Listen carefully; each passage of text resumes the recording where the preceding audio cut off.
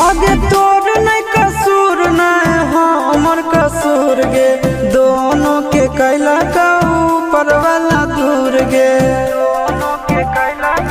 ये सुन आगे तोर नहीं कसूर नहीं हमर कसूर गे, दोनों के कैला का ऊपर वाला दूर गे। आगे शीशा के छोड़ा के तो मिलोगे चिंटू या न जान से, आगे सोना चिंटू या न जान से। जोड़ी है बनावल भगवान के, दोस्त नहीं इंसान के, आगे सोना दोस्त